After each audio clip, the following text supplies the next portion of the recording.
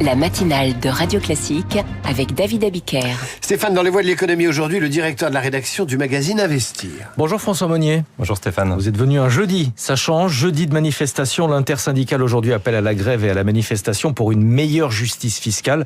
François Monnier, c'est pas un peu étrange dans un pays où moins de la moitié des ménages paient l'impôt sur le revenu de réclamer de la justice fiscale? Oui, vous avez raison, c'est plutôt une drôle d'idée de parler de justice fiscale quand on sait que 55% des ménages en France ne payent pas d'impôt sur le revenu.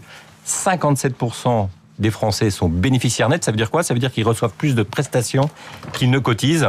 Alors bien sûr, le Premier ministre a rejeté le projet fou de taxe Zuckman sur les actifs professionnels, mais on a des pseudo-experts qui lui conseilleraient de trouver de nouveaux impôts et notamment de relever les taxes sur la flat tax, sur ce qu'on appelle le prélèvement forfaitaire unique. Voilà, ça va dans le prolongement de cette idée qu'une partie de la population ne paierait pas suffisamment d'impôts. Il est question de modifier la flat tax. Qu'est-ce qui pourrait changer? Alors, pour bien comprendre, il faut voir que le prélèvement forfaitaire unique, ça a été créé en 2018 et ça s'applique à tous les revenus de l'épargne et du capital hors l'immobilier.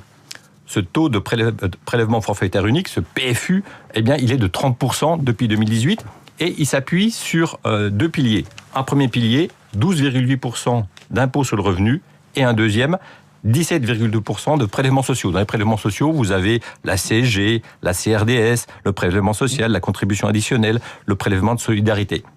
Et le PFU, à 30%, ça rapporte à peu près chaque année plus de 7 milliards, 7,3 milliards. Mais attention, si on entend un petit peu les rumeurs qui nous expliquent que les taxes vont probablement augmenter, notamment la CSG, bien sûr, ça va changer le PFU. Mais là, on ouvre vraiment la boîte de Pandore, on bascule dans un nouveau monde. Pourquoi ? Parce que on va parler de rétroactivité fiscale. Oui, de rétroactivité fiscale. Je vous donne un exemple.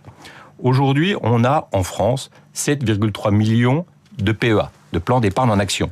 Sur ces PEA, il est placé à peu près 114 milliards. Ça veut dire que dans un PEA, vous avez à peu près 16 000 euros.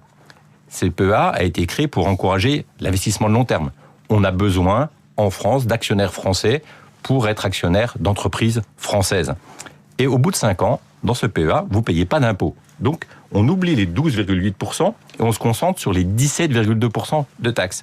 Mais si vous changez la taxe, c'est la règle du jeu fiscal vous impose une taxe rétroactive. Ça veut dire quoi? Ça veut dire que si vous rajoutez 1% de taxe, vous allez bien sûr payer la rétroactivité sur l'année fiscale en cours, sur 2025. Mais on va remonter dans le passé, sur ce que vous avez fait, ce que vous avez touché au cours des années précédentes. Et donc quoi? Ça veut dire que si vous aviez par exemple des actions Air Liquide en 2018, si vous avez touché des dividendes en 2018, 2019, 2020, 2021, 2022 jusqu'en 2025, on va venir vous rechercher ces dividendes pour vous les taxer. Même chose pour les plus-values. On remonte 8 ans en arrière. Donc, peut-être que ce sera un taux symbolique, parce qu'on parle, les mauvaises langues évoquent des gentils impôts, mais si on parle de taux symboliques, ce taux va faire très très mal parce qu'on ouvre une boîte de Pandore, on ouvre la rétroactivité fiscale, et ça c'est prévu dans les textes, qu'on peut remonter jusqu'en 2018. Mais ce serait légal?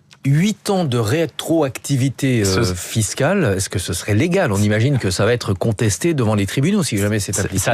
Disons qu'ils l'ont prévu dans le système, dans le code de la fiscalité, et ça va faire très très mal. Bien sûr, ça va détruire tout l'écosystème, et le système devient complètement fou. Détruire le système, au moment où on s'interroge sur la fuite des cerveaux, est-ce qu'on sait, François Monnier, dans quelle mesure la fiscalité joue sur la décision de s'expatrier? Oui, c'est beaucoup plus important que ce qu'on peut l'imaginer. Si on regarde un petit peu les derniers chiffres, le baromètre qui vient de sortir de la fédération Syntec, avec un partenariat avec Ipsos BVA, il met en lumière une préoccupation vraiment très importante. On a 10% aujourd'hui des jeunes diplômés issus des écoles d'ingénieurs qui s'expatrient. 15% des jeunes diplômés des écoles de management. Et quand on regarde dans le top de classement des écoles d'ingénieurs, Polytechnique, on ne monte pas à 10%, mais on est à 19%. C'est 2 fois plus. Les jeunes quittent la France. Et quand on leur demande pourquoi vous partez, le principal sujet de préoccupation, c'est la fiscalité. À 48%. Très très très loin du niveau de revenu de la rémunération. La rémunération, c'est 36%. La principale raison, c'est la fiscalité. On parle beaucoup de taxer l'épargne en France pour forcer la population à consommer. Est-ce que c'est pas un peu absurde de vouloir opposer consommateurs et épargnants ? Oui, vous avez raison, c'est plutôt un discours simpliste. Si on incite les ménages à moins épargner alors qu'on sait que le système de retraite est à bout de souffle, eh bien c'est extrêmement risqué.